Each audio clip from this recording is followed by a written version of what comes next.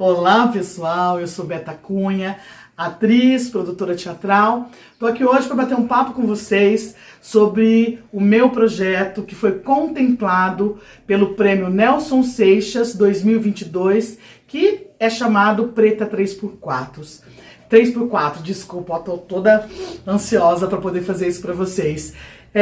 Esse projeto é uma continuidade de uma pesquisa que eu venho desenvolvendo desde 2019, referente aos corpos negros na arte teatral, tanto de Rio Preto, quanto no Brasil, quanto no mundo, e trouxe dessa vez essa minha pesquisa para falar de duas mulheres pretas que atravessaram e atravessam a minha vida enquanto mulher preta, pobre, periférica, que são Carolina Maria de Jesus e a Estamira.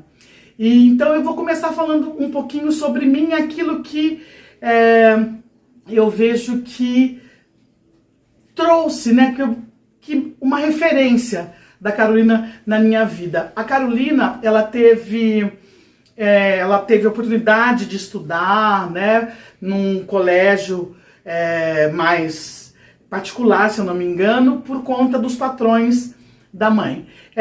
O que isso tem a ver com a minha vida, né? Eu vou falar mais de mim agora e depois eu falo um pouco mais da Carolina, que é importantíssimo trazer a vida dessa mulher maravilhosa para nossa vida. Eu venho de uma família, né, também de pessoas pobres, humildes. Meu pai, ele foi o único filho da família que estudou. Ele foi aos 12 anos fazer a própria matrícula na escola e eu me lembro de ter ido à formatura, a graduação dele de faculdade na Dom Pedro, aqui em São José do Rio Preto. Eu já tinha acho que 6 ou 7 anos e eu fui na formatura dele. E meu pai já, né, começou a estudar à tarde, etc. E quando ele fazia o que na época era chamado de ensino técnico, né, que hoje é o nosso ensino médio, ele fez o técnico em contabilidade no Senac, na época, e lá ele teve contato com um professor de matemática, olha só como é que as coisas são, chamado professor Nelson Castro. E esse professor fundou um grupo de teatro aqui na cidade, que é o grupo mais antigo da região em atividade até hoje, tem mais de 65 anos, que é o GTR. Grupo Teatral Rio Pretense. Meu pai é um dos cofundadores desse grupo e começou a fazer teatro. E aí eu, né, vim depois, era solteiro, conheceu minha mãe, etc. Casou-se e a minha mãe começou a acompanhar essa trajetória do meu pai no teatro, né?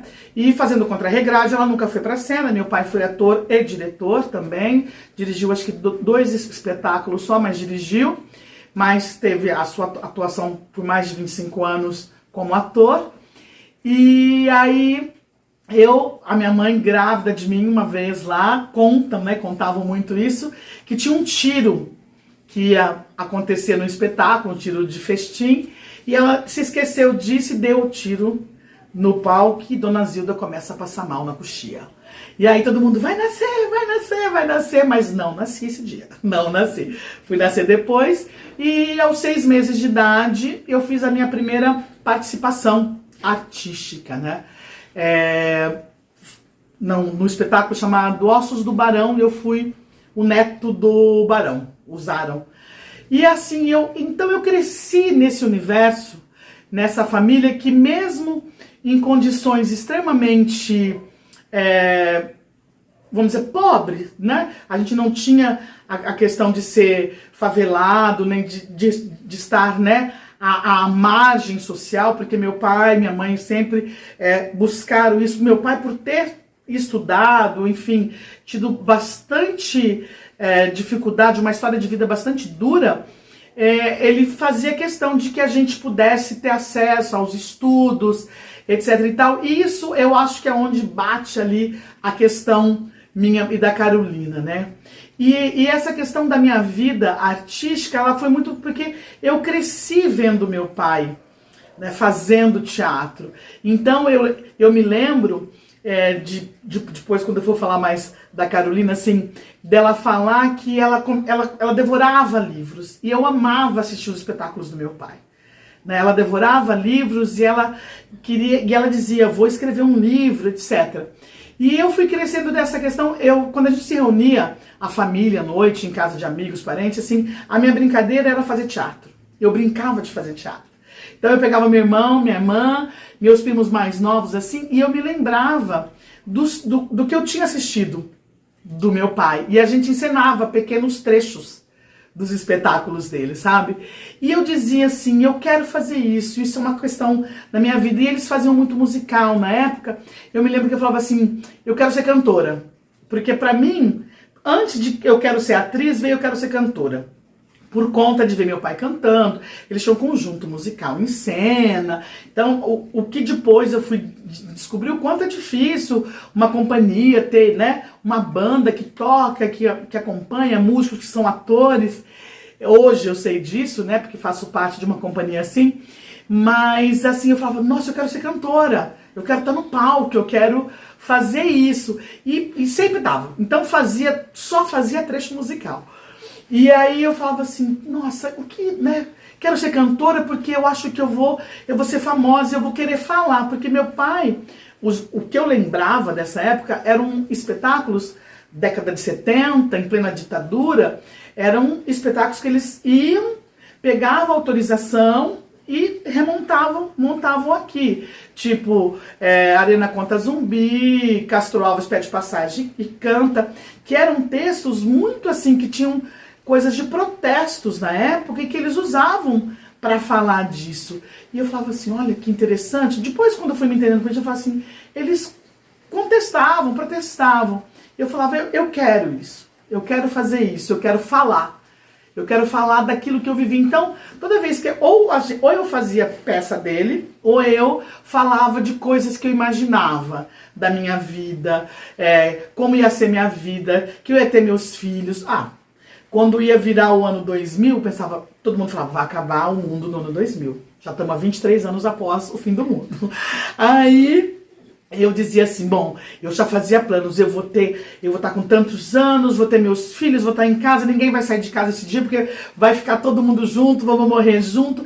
E eu sempre pensei assim, eu preciso falar disso, dessa minha vida, dessa minha realidade. Eu queria contar coisas que eu vivia. Então, se eu não estava fazendo trecho da vida, né, das peças que meu pai fazia, eu inventava as histórias que eu criava na minha cabeça, mas que eu contava, que era a realidade que eu acreditava, que eu estava ali, né? Então, quando eu penso nesse projeto, né, dessas questões, desses corpos negros, não só no teatro, como na arte, como todo, e principalmente das mulheres pretas, né? E começo a estudar o teatro experimental do negro, e aí começo a ver Dona Ruth Souza, Léa, e aí eu começo a perceber a força da mulher preta. E isso começa a mexer comigo no meu pensar e no meu fazer artístico. É quando eu me deparo com Maria Carolina de Jesus. Ao contrário, todo mundo fala Maria Carolina de Jesus, mas não é. É Carolina Maria de Jesus. E eu vou falar um pouquinho dela e já vou cruzando um pouco o que me atravessa, ok? Então, um pouquinho agora da biografia da Carolina. A Carolina Maria de Jesus, também conhecida como Bitita, era o apelido dela quando criança, Bitita, né? E aí falo assim, coincidências, mas eu me sinto toda assim, falei, Carolina Maria de Jesus Bitita, Roberta dos Santos Cunha Beta, né? Aí é um trocadilho chato, mas tá aí. Ela nasceu em 14 de março de 1914 em Sacramento, era filha do seu João Cândido, a Dona Maria Carolina de Jesus, mas ela não chegou a conhecer o pai dela, que tinha fama de poeta, boêmio e encantador de mulheres, né? Aqui já começa quando eu falo que me atravessa essa história. Ela não chegou a conhecer o pai, eu cheguei a conhecer, que é meu grande inspirador, né? Foi meu grande inspirador na vida artística, profissional. E ele, assim, essa referência dela como poeta boêmio é a referência que eu tinha do meu pai, do ator, do grande ator. Meu pai sempre cantou muito, cantava em coral e adorava à noite conversar, cantar, fazia serenatas, eles faziam serenatas maravilhosas, ele contava e eu cheguei a fazer serenata com ele. Então, assim, a gente vai vendo algumas identificações que para mim têm uma importância, né? E de poder trazer e falar dessa mulher, dessa vida. Ela, né, desde muito cedo enfrentou muitos preconceitos, né, como todas nós enfrentamos, mas imagina, né, na década de 20, que é quando ela já tem, é mais menina, já começa a se entender por si, né, e ela se muda com a mãe para um lugar, e começa a estudar na escola Allan Kardec, como eu falei antes, que era a melhor escola da região, lá em Sacramento, Minas Gerais, né? E era uma escola mista na época. Ou seja, uma escola onde os pretos podiam estudar. Mas independente de ser uma escola mista, a gente imagina essa questão. E depois de 2 anos que ela estava nessa escola, tinha sofrido bastante coisa lá já, ela em 1923 se muda aos 9 anos com a mãe para São Paulo, que foi trabalhar em São Paulo e levou a filha. E lá, né, Carolina cresce e se torna mulher e com as condições da época, em 1937 mais ou menos, ela já tinha 22 anos, as condições sociopolíticas de São Paulo, ela passa e vai morar na favela. Ela já tinha, ela teve 3 filhos, né, João José, José Carlos e a Vera Eunice, e por conta da especulação imobiliária, da crise, enfim, ela vai morar na favela, que é onde nasce, nos anos 60, ela vive no anonimato, como toda mulher preta, a maioria das mulheres pretas, né, dessa época, e que sem marido, às vezes ou com marido, precisam ir para a favela, ir para os arredores, porque não tinham condições de se manter dentro da cidade de São Paulo em si, e ela vai para a favela e lá nasce o sonho, onde Carolina começa a dizer: eu vou escrever um livro, eu vou contar dessa minha vida aqui na favela, eu vou contar das coisas que acontecem, onde nasce o grande best-seller, Quarto de Despejos, e que foi traduzido para mais de 14 línguas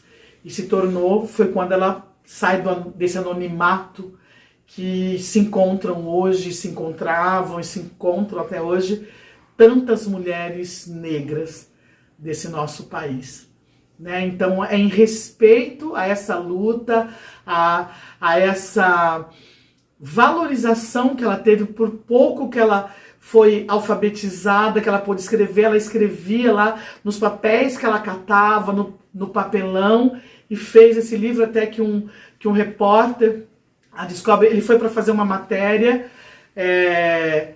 sobre a favela, vou lembrar o nome dele aqui que eu não lembro, e aí ele descobre, ele chega lá e ele encontra ela falando assim, porque quando eu escrever o meu livro, ele fala, só não vai escrever um livro? Sim, sobre o quê? Sobre a favela, sobre o que a gente vive aqui. Ele vai até a casa dela e aí nasce, e é quando ele incentiva e acompanha toda a vida, e nasce, e edita-se, né, e lança-se Quarto de Despejo, né? E depois Carolina ainda foi, a Bitita maravilhosa, ainda foi ovacionada, elogiada por Cecília Meirelles, entre outras poetisas da época. E a Carolina, ela não ficou só na escrita do Quarto Despejo, ela escreveu muitos poemas, e a Carolina foi uma grande compositora, compôs sambas, né, coisas assim, muito, ou seja, uma mulher que de dentro da favela, de dentro do lixo, né, tem uma das falas dela que é mais ou menos assim, que ela diz, o Estado é a sala de jantar, a prefeitura é a sala de visita, e a favela é o quintal onde todo mundo joga o lixo de uma cidade. E desse lixo nasce e vem essa obra tão maravilhosa de Carolina Maria de Jesus, que me atravessa enquanto mulher, enquanto artista, enquanto essa produtora. E agora eu vou fazer já uns trechinhos de alguns poemas e alguns trechos do Quarto Despejo, e vou trazer também, aí a gente, né, eu falo assim, eu precisava fazer, porque todo mundo fala assim, para você manter seu legado, passar seu legado, ser lembrado sempre, tem que plantar uma árvore, ter um filho e escrever um livro, né? Eu não me sinto muito capaz de escrever livro, mas assim, eu tive a oportunidade de ser convidada para escrever 2 artigos para um jornal aqui da cidade, o Daily News, a convite da Mônica Galindo, professora Mônica Galindo maravilhosa, e eu vou trazer também um pouco disso, e que, como Carolina, eu falo da minha condição de mulher preta, da condição da violência que a Carolina viveu e viu muito a violência contra a mulher, nesse universo que ela viveu, e eu falo sobre isso nesses 2 pequenos artigos. Não tive filhos da minha barriga, mas tenho tantos outros aí que eu considero como filhos. Plantei uma árvore, sim, na minha época de graduação, e tenho esses 2 artigos aí que vão ficar para a posteridade. Já, então, vou ousar a interpretar, fazer uma leitura dramática de Carolina Maria de Jesus. Até já!